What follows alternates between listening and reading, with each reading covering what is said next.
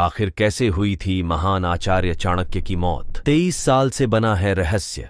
प्राचीन भारत में ऐसे ऐसे महान व्यक्ति पैदा हुए हैं जो आज भी याद किए जाते हैं। ऐसे ही थे महान आचार्य चाणक्य, जो कौटिल्य के नाम से भी विख्यात हैं। वह तक्षशिला विश्वविद्यालय के आचार्य थे। उन्होंने कई ग्रंथों की रचना की है, जिनमें अर्थशास्त्र सबसे प्रमुख है।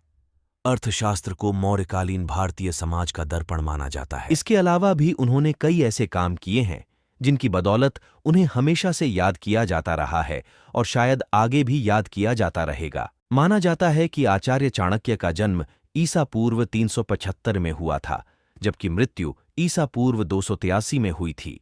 लेकिन उनकी मौत कैसे हुई थी, यह आज भी एक रहस्य ही बनी हुई है। 4वीं शताब्दी में रचित संस्कृत के ऐतिहासिक नाटक मुद्रा राक्षस के अनुसार चाणक्य का असली नाम विष्णुगुप्त था। माना जाता है कि यह नाम उन्होंने खुद रखा था और इसके पीछे एक कहानी प्रचलित है। कहते हैं कि मगध के राजा धनानंद द्वारा राजद्रोह के अपराध में चाणक्य के पिता चणक की हत्या करवा देने के बाद उन्होंने उनके सैनिकों से बचने के लिए अपना नाम बदलकर विष्णुगुप्त रख लिया था। हालांकि बाद में चाणक्य ने अपने पिता की हत्या का बदला भी लिया और नंद वंश के राजा धनानंद को सत्ता से बेदखल कर उसकी जगह पर चंद्रगुप्त को मगध का सम्राट बनाया। कौटिल्य यानी चाणक्य द्वारा नंद वंश का विनाश और मौर्य वंश की स्थापना से संबंधित कथा विष्णु पुराण में आती है। वैसे तो चाणक्य का नाम, जन्मतिथि, जन्मस्थान और उनकी मृत्यु चारों ही विवाद के विषय रहे हैं, लेकिन सबसे ज्यादा विवाद उनकी मृत्यु को लेकर है। उनकी मृत्यु के संदर्भ में कई कहानियां प्रचलित हैं,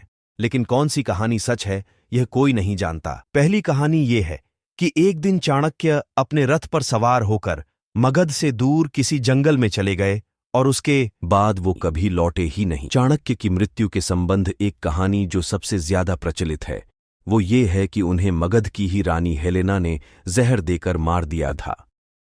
एक और कहानी ये है कि राजा बिंदुसार के मंत्री सुबंधु ने आचार्य को जिंदा ही जला दिया था, जिससे उनकी मौत हो गई थी। हालांकि इनमें से कौन सी कहानी सच है, ये अब तक साफ नहीं हो पाया।